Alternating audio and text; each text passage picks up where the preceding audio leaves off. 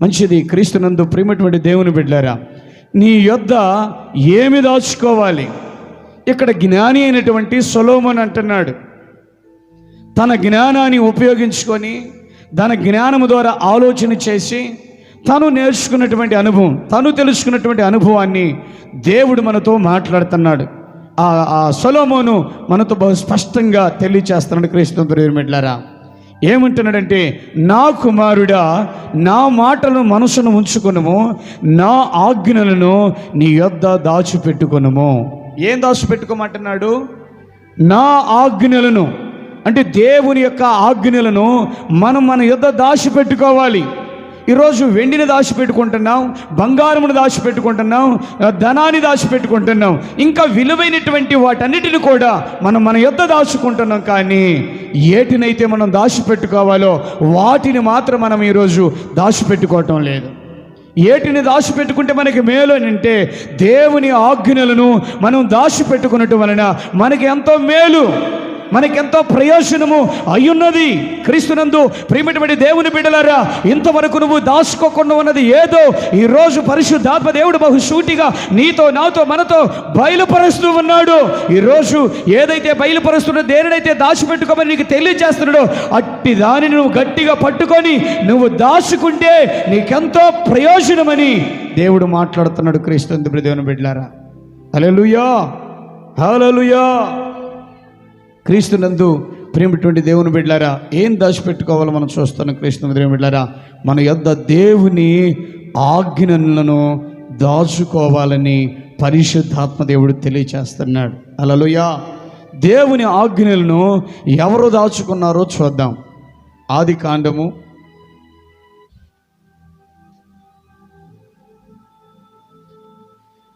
39వ అధ్యాయం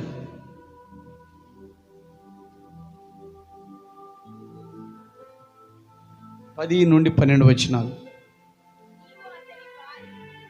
దినదినము ఆమె యోసేపుతో మాటలాడుచుండెను గాని అతడు ఆమెతో శయనించుటకైనను ఆమెతో నుండుటకైనను ఆమె మాట విన్నవాడు కాడు. అట్లుండగా ఒకనాడు అతడు తన పని మీద ఇంటి లోపలికి వెళ్ళినప్పుడు ఇంటి మనుషులు ఎవరు అక్కడ లేరు. అప్పుడు ఆమె తన వస్త్రమును పట్టుకొని తనతో శయనింపమని చెప్పగా అతడు తన వస్త్రమును ఆమె చేతులు విడిచిపెట్టి తప్పించుకొని బయటికి పారిపోయాను. దేవునికి స్తోత్రం కలుగునుగాక. హల్లెలూయా. క్రీస్తునందు ప్రియమైనటువంటి దేవుని బిడ్డలారా, ఇక్కడ మనకు ఒక యోసేపు కనపడుతున్నాడు. దేవుని ఆజ్ఞలను యోసేపు తన దగ్గర దాచుకున్నాడు అనటానికి గుర్తేంటి? ఈరోజు దేవుని ఆజ్ఞలు నాలో ఉన్నాయని నేను చెప్పుకుంటాను. ఈరోజు దేవుని ఆజ్ఞలు నా దగ్గర దాచుకున్నాను నేను చెబుతాను. అదేవిధంగా మీరు చెబుతారు ఏమని? నేను కూడా దేవుని ఆజ్ఞలను దాచుకున్నాను, నేను కూడా వెండి బంగారనే కాదు ఆజ్ఞలను కూడా నేను దాచిపెట్టుకున్నాను నా యొద్ద అని నువ్వంటే కొన్ని విషయాలు కనపడాలి. కొన్ని మనకు కనపడ్డప్పుడే ఖచ్చితంగా నువ్వు దేవుని ఆజ్ఞను దాచుకొని ఉన్నావా, నీ యొద్ద దాచిపెట్టుకుని ఉన్నావా లేదనేది బహు స్పష్టంగా మనకి అర్థమవుతుంది. క్రీస్తునందు ప్రియమైనటువంటి దేవుని బిడ్డలారా, ఈ యోసేపు దేవుని యొక్క ఆజ్ఞలను తన హృదయంలో దాచుకున్నాడా లేదా, తన యొద్ద దాచుకున్నాడా లేదా అనటానికి గుర్తు ఏంటంటే, క్రీస్తుని ప్రియమైన బిడ్డలారా, పోతిఫరు భార్య పాపపు మాటలకు ఒప్పుకోలేదు. ఏం ఒప్పుకోలేదు? పాపపు మాటలకు ఆయన ఒప్పుకోలా. ఎందుకు ఒప్పుకోలేదంటే ఆయన యొద్ద ఆజ్ఞను దాచిపెట్టుకొని ఉన్నాడు. ఆజ్ఞను దాచిపెట్టుకున్నవాడు పాపం చేటుకు ప్రేరేపిస్తున్నప్పుడు ఆ పాపపు మాటకు ఒప్పుకోరు. ఆజ్ఞ నీలో లేనప్పుడు ఖచ్చితంగా ఆ పాపానికి నువ్వు ఒప్పుకుంటావు. ఆ పాపానికి నువ్వు ఒప్పుకోవటం లేదంటే ఖచ్చితంగా నీ యొద్ద దేవుని ఆజ్ఞను దాచిపెట్టుకొని ఉన్నావు. ఆ పాపానికి నువ్వు ఒప్పుకుంటున్నావంటే దేవుని ఆజ్ఞను నీ హృదయంలో, నీలో, నీ యొద్ద దాచుకోలేదని గుర్తించాలి. హల్లెలూయా. పోతిఫరు భార్య పాపపు మాటలకు ఒప్పుకోలేదు. రెండోది, పాపము చేయకుండా తప్పించుకొని పారిపోయాడు. ఎవరి యొద్దైతే దేవుని ఆజ్ఞ దాచిపెట్టుకొని ఉంటారో అట్టివారు పాపము చేయకుండా, పాపము ఎదురైన పాపము అవకాశం చేయటానికి అవకాశం కుదిరినప్పటికీ అది చేయకుండా తప్పించుకొని పారిపోతాడంట. ఎవరు పారిపోయేది? హల్లెలూయా. అందరూ పారిపోవటంలా ఈరోజు పాపం ఎదురైనప్పుడు పాపం చేస్తున్నారు, కానీ పాపం ఎదురైనా పాపం చేయకుండా పారిపోతున్న వారు ఎంతమంది అంటే కొంతమందే పాపం చేయకుండా తప్పించుకొని పోతున్నవారు ఎవరంటే 100కి 10% మాత్రమే.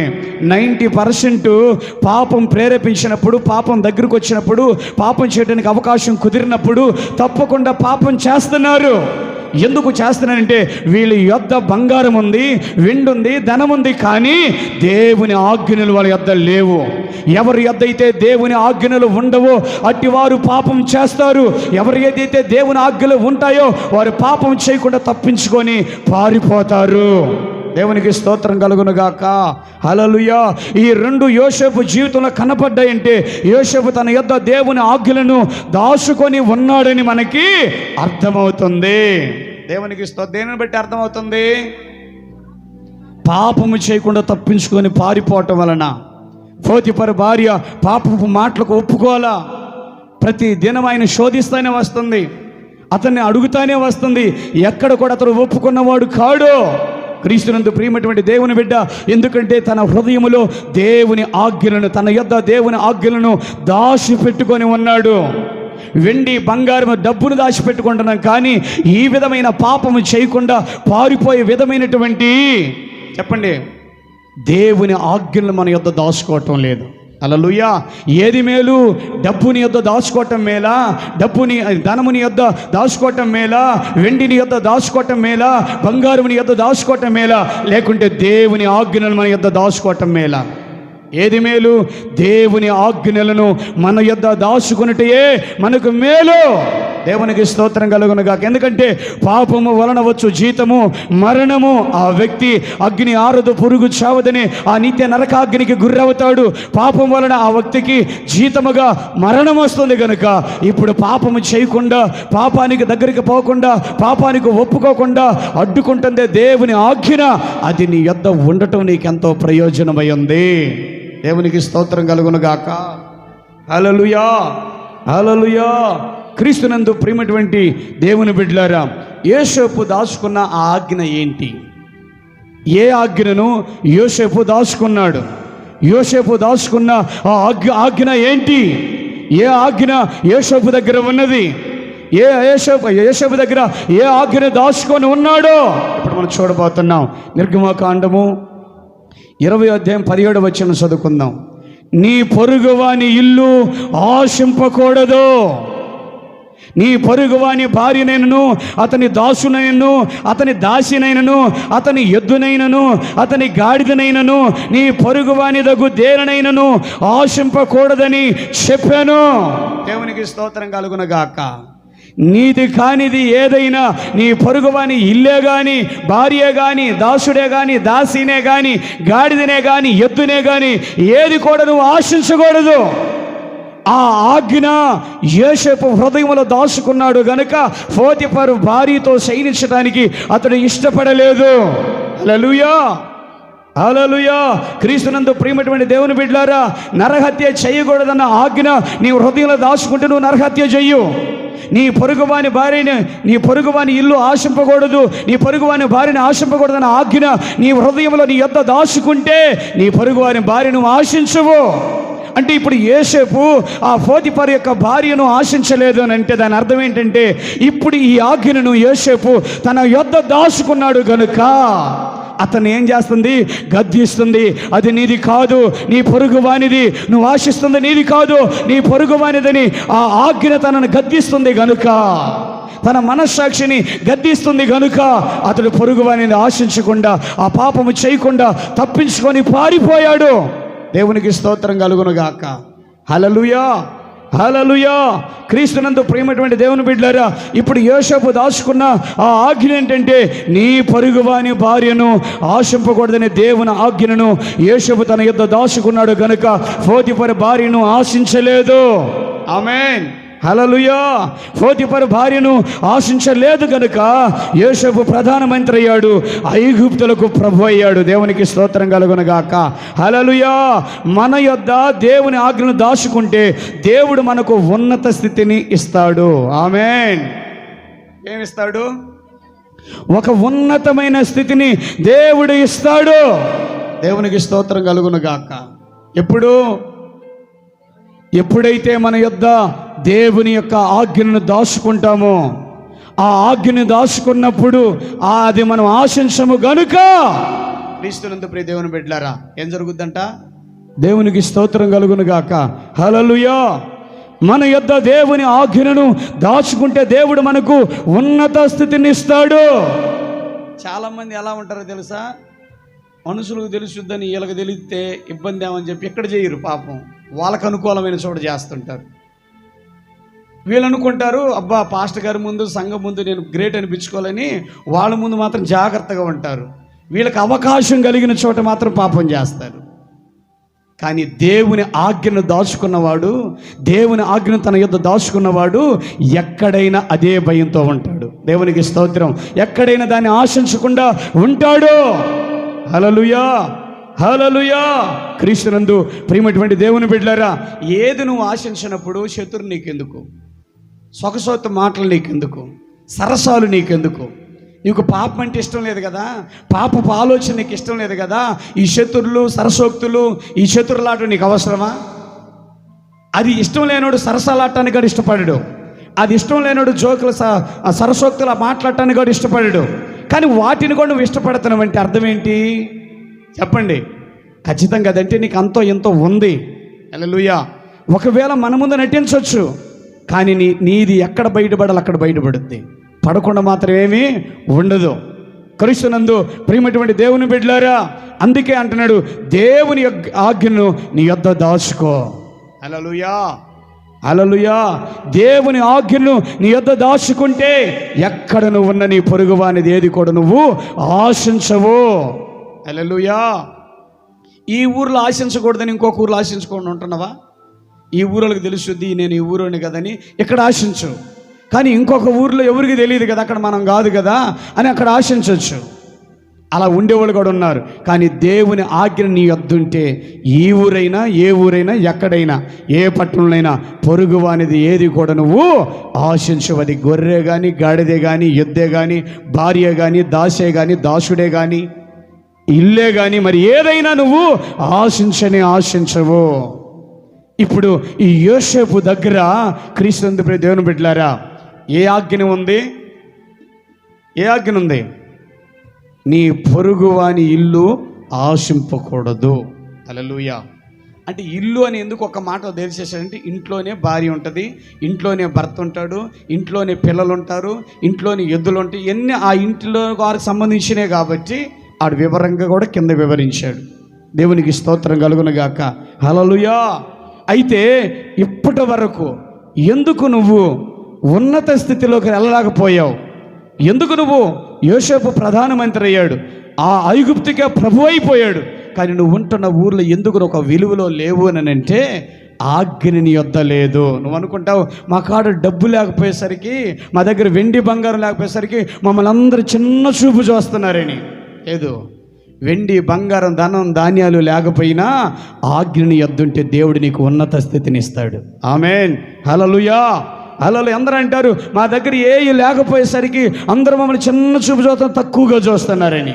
హల్లెలూయా. చూశారా యోసేపుని? హల్లెలూయా. చూశారా ఎట్లా వచ్చాడు? ఆడికి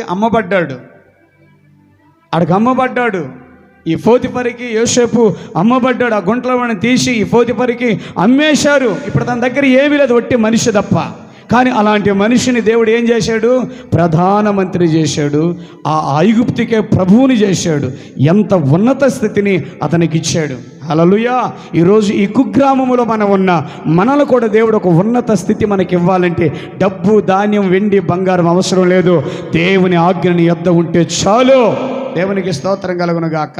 ఎవరి యొద్ద దేవుని ఆజ్ఞనైతే ఉంటుందో అట్టి వారికి దేవుడు ఉన్నత స్థితిని ఇస్తాడు. ఆమేన్, హల్లెలూయా. క్రీస్తునందు ప్రియమైనటువంటి దేవుని బిడ్డలారా, న్యాయాధిపతుల గ్రంథము 16వ అధ్యాయం 4వ వచనాన్ని చూద్దాం. ఎక్కడో ఒక ఆయనకి మంచి స్థితే వచ్చింది. 16:4.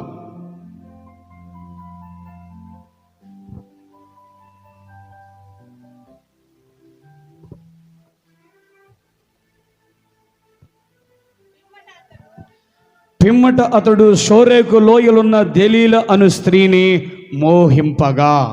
ఎవరు? తల్లి గర్భములోనే నాజీరు చేయబడిన సంసోను, తల్లి గర్భములోనే ప్రతిష్ఠించబడిన సంసోను. దేవునికి స్తోత్రం కలుగునుగాక. హల్లెలూయా. క్రీస్తునందు ప్రియమైనటువంటి దేవుని బిడ్డ, తల్లి గర్భములోనే నాజీరు చేయబడినటువంటి సంసోను ఏం చేశాడంట? సోరేకు లోయలోనున్న దెలీల అను స్త్రీని మోహించాడు. యోసేపు మాత్రం ఏం చేయలేదు? శయనించలేదు, మోహించలేదు. ఆమె తన దగ్గరకు వచ్చిన ఆయన చేయలేదు. ఇతడు అక్కడున్న స్త్రీ దగ్గరికి వెళ్ళి ఈయనే ఆమె దగ్గరికి వెళ్ళి మోహించాడు. క్రీస్తునందు ప్రియ దేవుని బిడ్డలారా, సంసోను దేవుని ఆజ్ఞలను తన యొద్ద దాచుకోలేదు గనుక దెలీల అనే స్త్రీని మోహించాడు. ఎందుకు మోహించాడు? ఏముంచుకోలేదు ఆయన? దేవుని ఆజ్ఞను తన యొద్ద ఉంచుకోలేదు. దేవుని చేత ఏర్పాటు చేయబడిన వాడే, దేవుని చేత నాజీరు చేయబడిన వాడే తల్లి గర్భములోనే రూపింపక బుడిపే, తల్లి గర్భములో ఉన్నప్పుడే, పిండముగా ఉన్నప్పుడే నాజీరు చేయబడి దేవుడు పని కోసమై ప్రతిష్ఠించబడిన వాడు, ఏర్పాటు చేయబడిన వాడు. ఎక్కడ ఏర్పాటు చేశాడు తెలుసా? భూమి మీద పడ్డ తర్వాత కాదు, ఒక స్థితి వచ్చిన తర్వాత కాదు, ఒక వయసు వచ్చిన తర్వాత కాదు, తల్లి గర్భములో పిండముగా ఉన్నప్పుడే సంసోను దేవుని పని కోసమై ఏర్పాటు చేయబడ్డాడు, ప్రతిష్ఠించబడ్డాడు, నాజీరు చేయబడ్డాడు. నాజీరు అంటే ప్రతిష్ఠించటం, ఆ పని కోసం ఆ వ్యక్తిని. దేవునికి మహిమ కలుగును గాక. హల్లెలూయా, హల్లెలూయా. సంసోను దేవుని ఆజ్ఞను తన యొద్ద దాచుకోలేదు గనుక దెలీల అను స్త్రీని మోహించాడు గనుక తన స్థితి తగ్గిపోయింది. హల్లెలూయా. సంసోని స్థితి ఎంతగా తగ్గిపోయిందో చూడు. 16వ అధ్యాయము 21, 22 వచనాలు చూద్దాం. అప్పుడు ఫిలిష్తీయులు అతను పట్టుకొని అతని కన్నులు ఊడదీసి గాజాకు అతన్ని తీసుకుని వచ్చి ఇత్తడి సంఖ్యల చేత అతన్ని బంధించిరి. అతడు బందీ గృహంలో తిరగలి విసురువాడాయను. ఏమయ్యాడంట? బందీ గృహంలో తిరుగలి విసురువాడాయను. హల్లెలూయా, హల్లెలూయా. శత్రువుల మీద ఈటి విసరవాల్సిన వాడు శత్రువుల చేతిలో చిక్కి శత్రువుల యొక్క బందీ గృహములో తిరగలు విసురుతున్నాడు. ఏం విసరాలి? శత్రువును చంపటానికి ఈటలు విసరాలి. ఈటలు విసరవలసిన వాడు ఏం చేస్తాడు? తిరగలు విసురుతున్నాడు. ఏ స్థితి నుంచి ఏ స్థితికి తగ్గిపోయాడో తెలుసా? మన యొద్ద దేవుని ఆజ్ఞ లేకపోతే ఒక ఉన్నతమైన స్థితిలో నుంచి అయినా చిన్న స్థితిలోకి దిగజారిపోయే పరిస్థితి ఎదురవుతుంది. హల్లెలూయా, హల్లెలూయా. తన స్థితి తగ్గిపోయింది. తన స్థితి ఎంతగా తగ్గిపోయిందంటే తిరగలి విసిరే అంతగా. హల్లెలూయా. శత్రువుని గడగడ వణికించిన వాడు, గాడిద పచ్చ దవడ ఎముక తీసుకొని 1000 మందిని ఒక్కడే హతము చేసిన వాడు, నక్కల్ని ఎన్ని నక్కలు? 300 నక్కను పరిగెత్తుకుని వెళ్ళి పట్టుకొని తోకలకి దివిటీలు కట్టి ఆ పంట పొలాన్ని తగలబెట్టినవాడు. ఒక నక్కను పట్టుకోవటమే కష్టం, కానీ 300 నక్కను పట్టుకుంటే ఎంత బలము కలిగిన వాడు సంసోను. ఒకసారి ఆలోచించు, ఎంత పేరుందో అతనికి. అతడు బలాఢ్యుడని, బలవంతుడని అసలు ఫిలిష్తీయులే వణికిపోయారు. ఇతను మనం ఎదుర్కోలేమని అంత బలం ఇచ్చి ఆయన్ని అంత విలువలో ఉంచాడు సంసోన్ని దేవుడు. కానీ సంసోను స్త్రీని మోహింపగా, అంటే దేవుని ఆజ్ఞ తన యొద్ద ఉంచుకోలేదు. ఎవరినైతే దేనినైతే దాన్ని ఉంచుకోలేదు, కానీ దెలీలాను ఉంచుకున్నాడు తన దగ్గర. తన యొద్ద దెలీలాను ఉంచుకున్నాడు, తన స్థితిని తగ్గించుకున్నాడు. ఇదిగో యోసేపు మాత్రం తన దగ్గర ఆ దేవుని ఆజ్ఞను ఉంచుకున్నాడు, తన స్థితిని పెంచుకున్నాడు. ఆమేన్, హల్లెలూయా, హల్లెలూయా. నీ యొద్ద దేవుని ఆజ్ఞ ఉంచుకుంటే నీ స్థితి పెరుగుద్ది. నీ దగ్గర దెలీలాను ఉంచుకుంటే, పాపమును ఉంచుకుంటే నీ స్థితి తగ్గుతుందని పరిశుద్ధ ఆత్మదేవుడు బహుశూటిగా మనందరితో మాట్లాడుతున్నాడు. దేవునికి స్తోత్రం కలుగునుగాక. హల్లెలూయా. శత్రువులకు బానిసగా మారాడు. ఇది సంసోను యొక్క స్థితి ఎంతకు తగ్గిపోయింది. సూర్యుని వంటి వాడు. సంసోను అంటే అర్థమైందో తెలుసా? సూర్యుని వంటి వాడు. సూర్యుడు ఎట్లుంటాడు? బగ బగ బగ బగ మండుతుంది. అటు చూడాలన్నా భయమే, ఆ షగకు నిలబడాలన్నా భయమే. అలాంటి సూర్యుని వంటి వాడు, అలాంటి స్థితి కాస్త ఏమైపోయింది తెలుసా? సూర్యుని వంటి వాడు కాస్త చీకటి వంటి వాడిగా అయిపోయాడు. హల్లెలూయా. కారణం దేవుని ఆజ్ఞను తన యొద్దకు దాచుకోకపోవడం వలన. ఈరోజు మన స్థితి కూడా ఇలా తగ్గిపోవటానికి కారణం ఏంటంటే దేవుని ఆజ్ఞను మన యొద్ద లేవు. ఎన్నెన్నో బంగారం ఉంది, వెండి ఉంది, ధనం ఉంది, ధాన్యం ఉంది మన యొద్ద. కానీ మన యొద్ద లేనిదేది చాలామంది ఏమండి, ఆమెకు చూడు, ఆమె యొద్ద ఎన్ని ఉన్నాయో, మెడలో బంగారం, చెవులకు బంగారం, చేతులకు బంగారం, చెవులకి ఇక్కడ గోపలకి మొత్తానికి. హల్లెలూయా. వాళ్ళు చూడు వాళ్ళ దగ్గర ఎంత ఉందో. మన యొద్ద ఏది, నా యొద్ద ఏమీ లేదే అని భర్తను అడుగుతున్నావు. ప్రభు అంటున్నాడు, నువ్వు ఆత్మీయుడివైతే, ఆత్మీయురాలువైతే నీ యొద్ద ఉండాల్సింది, నీ మెడలో, నీ చెవుల్లో, నీ ముక్కున, నీ చేతికి ఉండవలసింది బంగారం కాదు, వెండి కాదు. ఏదో తెలుసా, నీ యొద్ద ఉండవలసింది దేవుని ఆజ్ఞ. ఇవన్నీ నీతో నువ్వు పాపం చేస్తావు. ఇవి నీతో లేకపోయినా దేవుని ఆజ్ఞ నీ యొద్ద ఉంటే, నీతో ఉంటే ఖచ్చితంగా పాపం చేయవు. నీ స్థితిని తగ్గించుకోవు. ఈరోజు ప్రభు అంటున్నాడు, ఈరోజు బంగారం ఉంటే మన దగ్గర మన స్థితి పెరుగుతుందేమోనని. బంగారు నీ స్థితిని పెంచదు, కానీ దేవుని ఆజ్ఞ మన స్థితిని పెంచుతుంది. ఆమేన్, హల్లెలూయా. ఎందుకంటే దేవుని ఆజ్ఞ మనం ఉంటుంది కనుక, పాపం మనం చేయం కనుక, ఇతరులు మనం ఆశించం కనుక మన స్థితి పెరుగుతానే ఉంటుంది. దేవునికి స్తోత్రం కలుగును గాక. హల్లెలూయా, హల్లెలూయా. ఏమయ్యాడు? సూర్యుని వంటివాడు, చీకటి వంటివాడిగా అయిపోయాడు. కారణం దేవుని ఆజ్ఞ తన యొద్ద దాచుకుపోవడం వలన. కాబట్టి దేవుని ఆజ్ఞను మన యొద్ద దాచుకోవాలి. మన యొద్ద దేవుని ఆజ్ఞ కాదు, దేవుని ఆజ్ఞలు ఉండాలి. ఆమేన్. ఏముండాలి? దేవుని ఆజ్ఞ ఉండాలా, దేవుని ఆజ్ఞలు ఉండాలా? అది అంటే ఒకటి కాదు ఉండాల్సింది మన దగ్గర. ఇప్పుడు ఇది నీ కాడ ఉండొచ్చు, కాబట్టి నువ్వు పాపం చేయలా. ఇతరుల భార్యని, ఇతరుల భర్తను ఆశించలా. ఎందుకని? ఈ ఆజ్ఞ ఒక్కటే ఉంది కాబట్టి. మిగతా ఆజ్ఞ 9 ఆజ్ఞలు లేవు.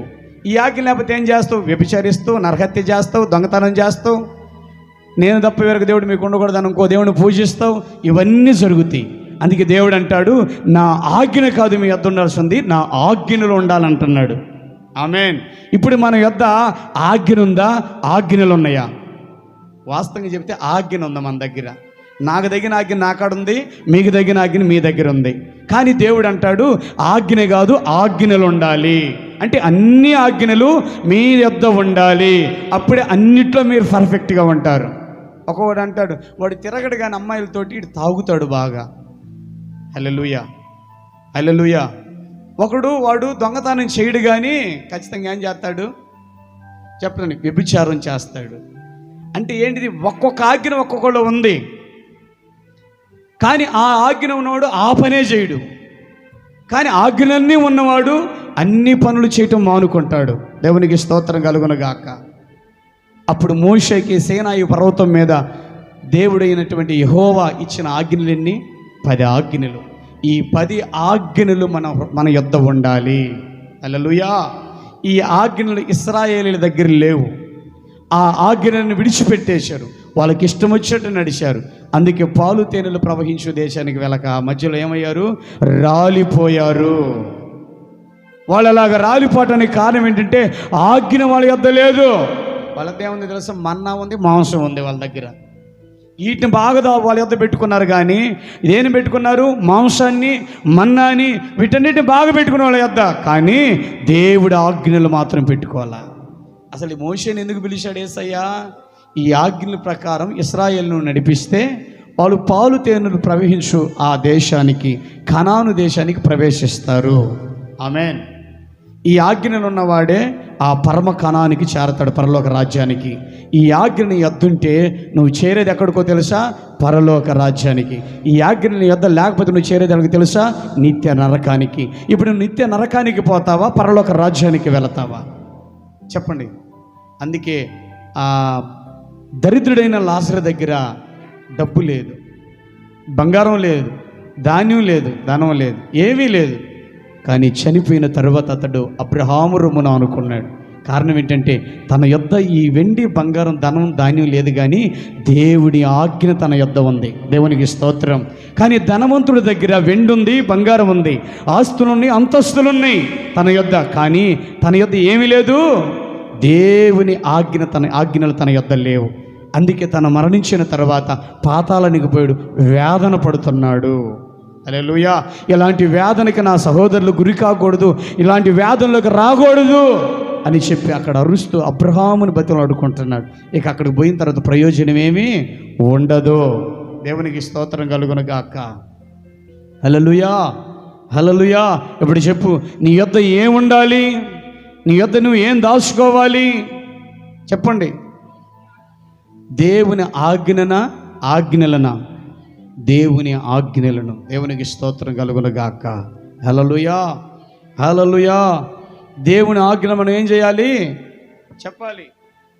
మన యొద్ద దాచుకోవాలి. దేవునికి స్తోత్రం కలుగునుగాక. హల్లెలూయా, హల్లెలూయా, హల్లెలూయా. క్రీస్తునందు ప్రియమైనటువంటి దేవుని బిడ్డలారా, ఈరోజు ప్రభు నీతో, నాతో, మనతో, మనందరితో మాట్లాడుతున్నాడు. మీ యొద్ద మీరు ఏం దాచుకోవాలో ఈరోజు నేను మీకు బాహాటంగా తెలియచేస్తున్నాను కనుక మీరు నేను తెలియజేసిన వాటిని మీ యొద్ద మీరు దాచుకోవాలి. ఇవే మిమ్మల్ని రేపు పరలోకానికి తీసుకెళ్ళబోతున్నాయి. ఆమేన్. ఈ ఆజ్ఞలు మీ యొద్ద దాచుకుంటే ఏ శిక్ష మీ మీదకు రాదు. ఈ ఆజ్ఞలు మీ యొద్ద దాచుకుంటే ఏ శిక్ష విధికి మీరు గురికారు. ఈ ఆజ్ఞలు మీ యొద్ద దాచుకుంటే ఏ మరణానికి మీరు గురికారు. ఈ ఆజ్ఞలు మీ యొద్ద దాచుకుంటే ఏ నిత్య నరకాగ్నికి మీరు గురికారు. ఈ నిత్య నరకాగ్ని ఎలా ఉంటుందో తెలుసా? మనిషి చావడు, అటు బతకలేడు. అదే నరకం అంటే. ఏది? అటు సావలేము, ఇటు బ్రతకలేము అంటుంటాం కదా. నువ్వు చంపినోడు కాదు, నన్ను బతికించినోడు కాదు, ఈ నరకు నేను ఎందుకు పడాలి? అవునా కదా? కృష్ణందు దేవుని బిడ్డలారా, అదే నరకం అంటే. అక్కడికి పోతే ఒకసారి ప్రాణం పోతే ప్రశాంతంగా ఉండొచ్చు అనుకుంటావు, కానీ నరకం అనేది ఎలాదంటే కాలుతానే ఉంటుంది. నువ్వు చావు, అది కాలుతానే ఉంటుంది, నువ్వు చచ్చిపోవు, అరుస్తూనే ఉంటావు, కేకలేస్తూనే ఉంటావు. అది తప్పించాలనే ప్రభు అయిన యేసుక్రీస్తు వారి భూమి మీదకి వచ్చాడు. అది తప్పించాలనే దేవుడు నా ఆజ్ఞలు మీ వద్ద దాచుకోండి అని చెప్తున్నాడు. హల్లెలూయా. కానీ ఆజ్ఞలను పక్కన పెట్టి ఇక ఏటేటోటినో దాచుకుంటున్నాం మన దగ్గర. అవి ఎంత మాత్రం నిన్ను మరణం నుండి తప్పించలేవనేది మాత్రం నువ్వు గుర్తించుకోవాలి. దేవుని ఆజ్ఞలు దేవుని నోట నుండి వచ్చాయి. ఆమేన్. అది దేవుడు తన సొంత వేలుతోనే, స్వహస్తంతోనే, ఆ వేలుతోనే రాశాడు 10 ఆజ్ఞలు. అది దేవుని హృదయం నుండి, దేవుని నుండి వచ్చిన ఆజ్ఞలు. హల్లెలూయా, హల్లెలూయా.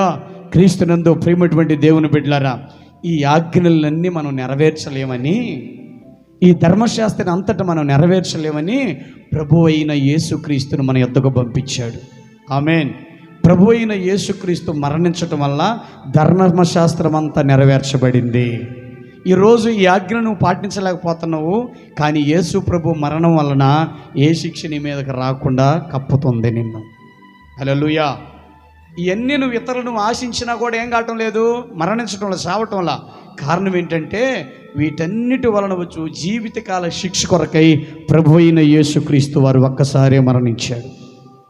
ఆ ఒక్క బలి కాకపోతే, ఆ యేసు ప్రభు బలి ఇవ్వకపోతే నువ్వు ఇతరులది, పొరుగు వారిది ఆశించిన ఆ రోజే చచ్చిపోయేవాడివి. కానీ నువ్వు చావకుండా నేటికి సజీవ లెక్కలో ఉన్నావంటే ప్రభు తండ్రి అయిన దేవుడు తన కుమారుడు మనకు దానం చేశాడు. ఆయన బలిగా అర్పించబడ్డాడు, తన ప్రాణాన్ని పెట్టాడు. హల్లెలూయా.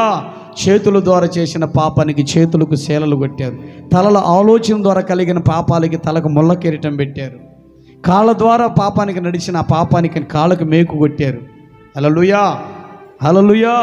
క్రీస్తునందు ప్రియమైనటువంటి దేవుని బిడ్డ, ఈ విధముగా ప్రభు బలిగా అర్పించబడి ఇప్పుడు చేతు ద్వారా చేసినాయి, చూపు ద్వారా చేసినాయి, కళ్ళ ద్వారా చేసినాయి, తల ఆలోచన ద్వారా చేసినాయి, కాళ్ళ ద్వారా చేసినాయి, నడిచి వెళ్ళి చేసి వచ్చినాయి. ఈ వీటన్ని పాపము చేసిన శిక్ష నీ మీద పడకుండా ప్రభువే శిక్షగా, ఆ ప్రభువే అర్పణగా అర్పించబడ్డాడు. అందుకే ఇదిగో లోక పాపములను మోసుకొని పోవు దేవుని గొర్రెపిల్ల. ఆ గొర్రెపిల్ల వధించబడింది. హల్లెలూయా. నీ పాపానికి, నా పాపానికి ఈ ఆజ్ఞని యొద్ద దాచుకోకపోవటం వలన అవన్నీ నువ్వు పాటించలేకపోయావు గనుక ఇదిగో ఆ ప్రతి శిక్ష నీ మీదకు వస్తే ఆ శిక్షను తప్పించటానికి వచ్చిన, వధగా వధించబడిన ఆ గొర్రెపిల్లే నజరేయుడైన యేసు. హల్లెలూయా. శిరము మీద ముల్ల సాక్షిగా, కాచిన కన్నీళ్ళ సాక్షిగా, శిరము మీద ముల్ల సాక్షిగా, కాచిన కన్నీళ్ళ సాక్షిగా, పొందిన గాయాల సాక్షిగా, చిందిన రుధిరం రుధిరంబు సాక్షిగా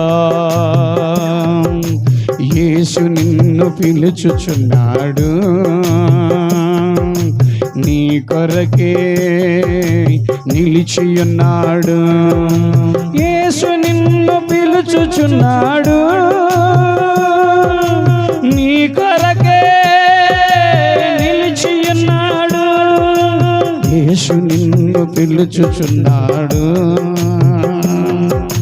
నీ కొరకే నిలిచియున్నాడు. సర్వ పాప పరిహారం కోసం రక్త ప్రోక్షణం అవశ్యమని మనుషులలో ఎవ్వరు బలికి పనికిరారని పరమాత్ముడే బలి అయి తిరిగి లేవాలని ఆర్య ఋషులు పలికిన వేద సత్యం యేసులోనే నెరవేరెనుగా, యేసులోనే నెరవేరెనుగా. సర్వ పాప పరిహారం రక్త ప్రోక్షణమవశ్యం, తద్రక్తం పరమాత్మేనా పుణ్యదాన బలియాగం. ఆర్య ఋషులు పలికిన వేద సత్యం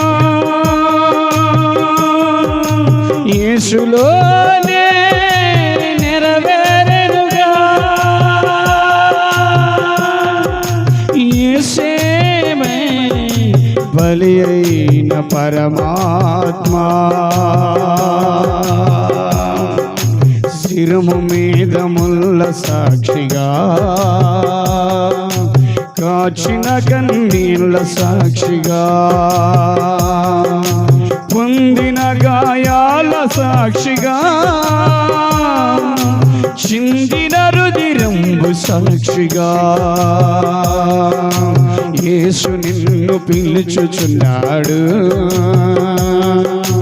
నీ కొరకే నిలిచియున్నాడు. యేసు నిన్ను పిలుచుచున్నాడు, నీ కొరకే నిలిచియున్నాడు. యేసు నిన్ను పిలుచుచున్నాడు, నీ కొరకే నిలిచియున్నాడు. నీ కొరకే యేసయ్యా, యేసయ్యా, యేసయ్యా.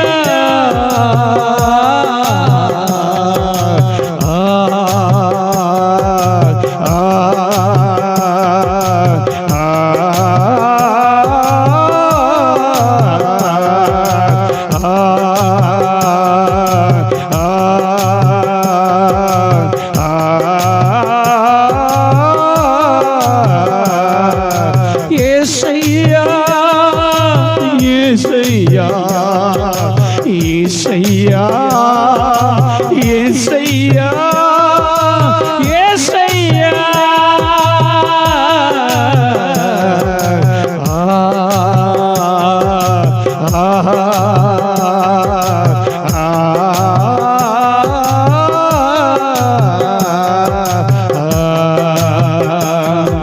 తండ్రి, వీరేమి చేయుచున్నారు, వీరెరుగరు కనుక వీరిని క్షమించండి.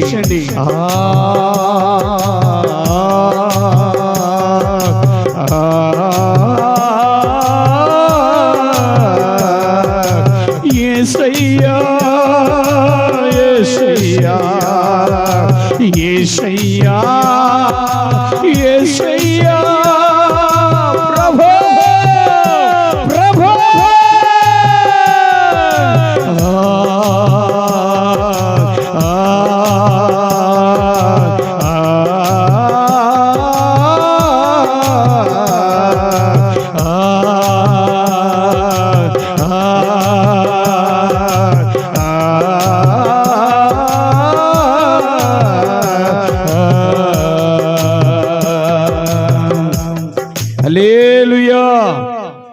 దేవునికి స్తోత్రం కలుగునుగాక. హల్లెలూయా.